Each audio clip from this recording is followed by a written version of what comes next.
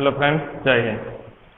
Friends, we are discussing our BSc SY Infinite Series, our chapter number 2nd and part number 8. Up to now, part 7, we are discuss comparison test and power test example, and we are ending that topic. And now we are stressed in next topic, D'Alembert ratio test. So friends, in the D'Alembert ratio test,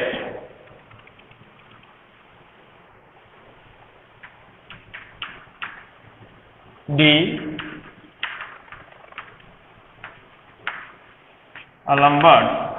ratio test,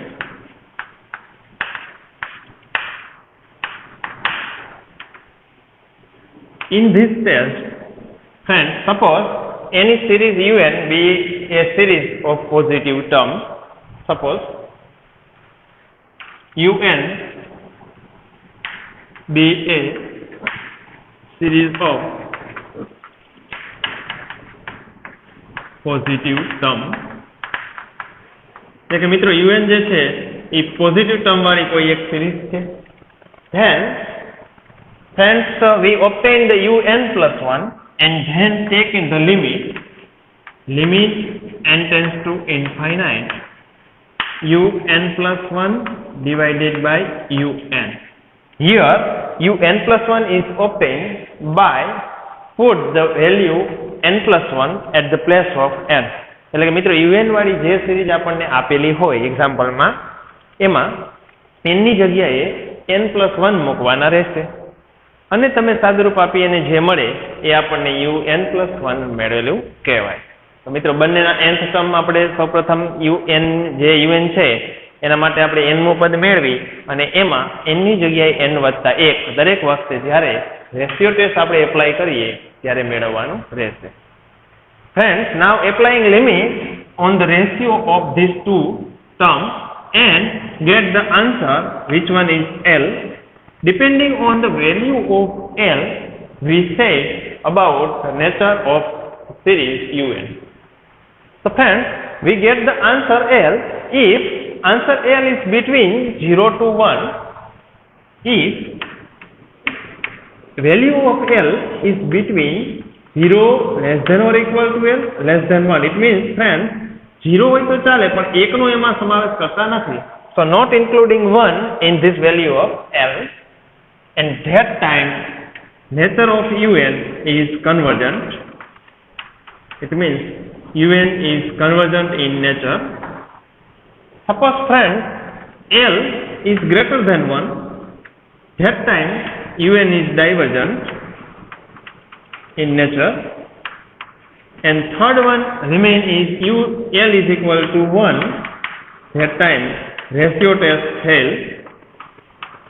મિત્રો જ્યારે આપણને આ રીતે બંને UN plus 1 અને UN નો ratio લેશું, એનો આપણે limit n tends to infinite apply કરી અને જવાબ મેળવીએ અને જો જવાબ 1 મળે તો અહીંયા મિત્રો એક જવાબ આવે તો રેશિયો ટેસ્ટ ફેલ થાય છે અને એ એક્ઝામ્પલ તમારે બીજી અન્ય કોઈ ટેસ્ટ વડે બાકીની ટેસ્ટ ચેક કરવી પડે. તો એનો મિનિંગ કે રેશિયો ટેસ્ટ છે એ L is equal to 1 value માટે ફેલ છે, ગ્રેટર ધેન 1 માટે ડાયવર્જન્ટ નેચર બતાવે છે UN નું, અને if between 0 to 1 or 0 at a time UN is convergent in nature. So friends, in the D'Alembert ratio test theory, this phenomena is must be you take in mind that if L is less than 1 then convergent, greater than 1 then divergent, and equal to 1 then test has. Now we take one example depend on the D'Alembert ratio test. So friends, here given that test the convergence of the series, test. Now example on ratio test.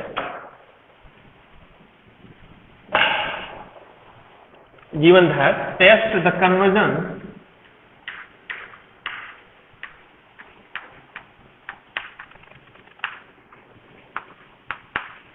of the series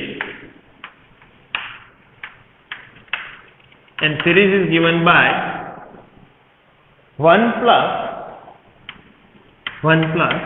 2 factorial by 2 square, 3 factorial by 3 cube, like that, and again 4 factorial by 4 raised to 4 and up to n. So friends, here un is given like in this format.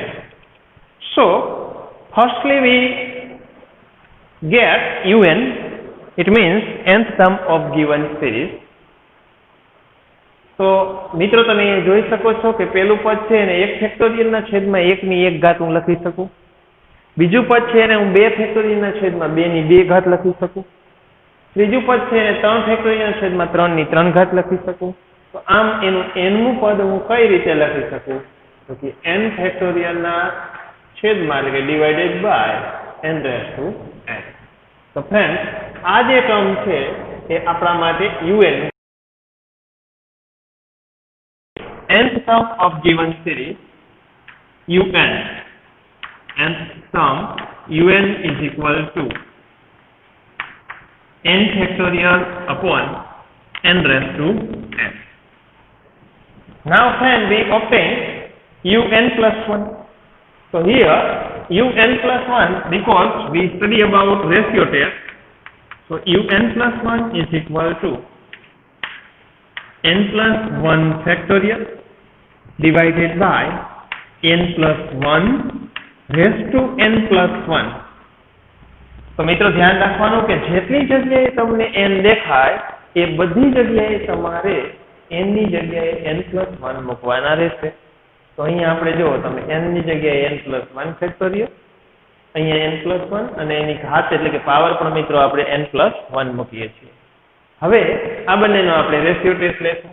So using ratio test આપણે બંનેનો ratio લઈએ મિત્રો. તો limit n tends to infinite un plus 1 divided by un. તો અહીંયા આપણે આ બંને વેલ્યુ પુટ કરીએ એટલે કે મિત્રો કિંમત મૂકીએ. તો limit n tends to infinite un plus 1 એટલે આ પદને આપણે પહેલા મૂકવાનું રહેશે. એટલે મિત્રો અહીંયા n plus 1 ફેક્ટોરિયલ ના છેદમાં એટલે કે divided by n plus 1 raised to n plus 1 and upon, એટલે અહીંયા મિત્રો દરેક વખતે આપણે જ્યારે un મૂકીએ ત્યારે જે un વાળું પદ હશે એ ઉલટાઈ જશે. આ ફર્સ્ટ એક્ઝામ્પલ છે એટલે અહીંયા હું વ્યવસ્થિત રીતે લખું તો આ રીતે કંઈક બનશે. n ફેક્ટોરિયલના છેદમાં n raised to n આવે અને આ જે numerator to numerator goes into numerator એટલે કે છેદનો છેદ અંશમાં જ્યારે મિત્રો જાશે ત્યારે બાકીના પદમાં જે કાંઈ કેન્સલ આઉટ એટલે ઉલટું હશે એ આપણે ઉડાડશું. તો અહીંયા આને આપણે અંશમાં લઈ જઈએ તો બાકીના પદ હું લખું છું. તો બીજું કે જ્યારે ફેક્ટોરિયલ ફોર્મ આવે ત્યારે આપણે ખ્યાલ છે મિત્રો કે n plus 1 ફેક્ટોરિયલ હોય એને આપણે આ રીતે n plus 1 into n factorial લખી શકાય. જેમ કે 8 ફેક્ટોરિયલ હોય એને આપણે 8 ગુણ્યા 7 ફેક્ટોરિયલ લખતા હતા એ મુજબ મિત્રો લખી શકાય. એવું લખવાનું કારણ શું છે? તો કે અહીંયા છેદમાં n ફેક્ટોરિયલ છે. આના જો એવા ભાગલા પાડું તો n ફેક્ટોરિયલ ઉડી શકે. બીજું કે મિત્રો આ n raised to n જે છે એ ઉપર જશે. હવે અહીંયા n plus 1 અલગ પડશે તો અહીંયા n plus 1 ની n ઘાત અને આ એક ઘાત બંનેને હું અલગ રાખીશ જેથી કરીને n plus 1 છે એ પણ અંશ સાથે ઉડી શકે. તો મિત્રો સ્ટેપ બાય સ્ટેપ આપણે આગળ વધીએ. તો n plus 1 ફેક્ટોરિયલ ના ભાગ પાડું છું તો n plus 1 into n factorial લખી શકાય ડિવાઇડેડ બાય n plus 1 ની n પાવર અને into n plus 1 એટલે કે અહીંયા જે પાવર છે એને આપણે સેપરેટ કરી n ઘાત આપી દી અને એ જ પદને આપણે એક ઘાત અલગથી આપી. હવે અહીંયા છેદનો છેદ અંશમાં એટલે કે n ની n ઘાત ઉપર લખી નાખો અને n ફેક્ટોરિયલના n ફેક્ટોરિયલ લખીએ. તો મિત્રો આ જે આપણે સાદુરૂપ આપ્યું એ કોમન સાદુરૂપ દરેક વખતે આપવાનું આ રીતે કંઈક થશે. તમે અહીંયા જોઈ શકો છો કે n ફેક્ટોરિયલ અને આ n ફેક્ટોરિયલ બંને ઉડી જશે. સાથે સાથે n+1 અને n+1 પણ ઉડી જશે. બાકીના જે ટર્મ વધેલા છે એને લખીએ આપણે. તો limit n tends to infinite n raise to n divided by n+1 raise to n. તો મિત્રો જ્યારે આ રીતે પાવર વાળું પદ આપણને મળે એટલે કે ઘાત વાળું પદ હોય ત્યારે એની મેક્સિમમ ઘાત જે હોય, મેક્સિમમ ઘાત એટલે કે મેક્સિમમ પાવર જે હોય of n term is take common, એટલે કે મિત્રો એને આપણે કોમન લેશું. તો અહીંયા મેક્સિમમ ઘાત બંને જગ્યાએ n ઘાત છે જેને આપણે કોમન લઈએ તો જે કેન્સલ આઉટ થઈ શકે. તો limit n tends to infinite n raise to n common એટલે ઓલરેડી અંશમાં મિત્રો કોમન જ કહેવાય into 1 divided by અહીંયા n raise to n common તમે કાઢશો ત્યારે અહીંયા n ની n તો ઓલરેડી ફાઇનલી છે જ મિત્રો. તો અહીંયા n જે છે ત્યાં 1 વધશે અને અહીં 1 જે છે ત્યાં 1 divided by n રહેશે અને એનો પાવર કેટલો n રહેશે. It means n is converted into 1 and 1 is 1 by n, and so if we put limit here, so here is infinite, but put here then 1 by infinite, so this term is converted into 0, and so we take common n raised to n. And now this both is cancel out, and હવે મિત્રો આ જે વસ્તુ છે આખા કોઈ એક સૂત્ર બને છે આપણું. કેમ તો કે આ જે લખતી તમે આને અલગથી આપી શકો એટલે 1 by limit n tends to infinite 1 plus 1 upon n raised to n. તો આ જે છે એનો આન્સર ફ્રેન્ડ્સ આપણે 12મા ધોરણમાં એમાં તમે લક્ષ ત્યારે ભણતા ત્યારે આ રીતે આવતું કે 1 વત્તા 1 ના છેદમાં n આની n ઘાત હોય તો એનો આન્સર આવે e. આન્સર આવે e. આ જ રીતે અહીંયા n હોય અને એની ઘાત 1 by n હોય વ્યસ્ત હોય તો પણ આન્સર શું આવે e મળે. તો અહીંયા આનું જે લક્ષ છે એ તમને e મળે અને e એટલે 1 by e આન્સર મળ્યો આપણને અત્યારે.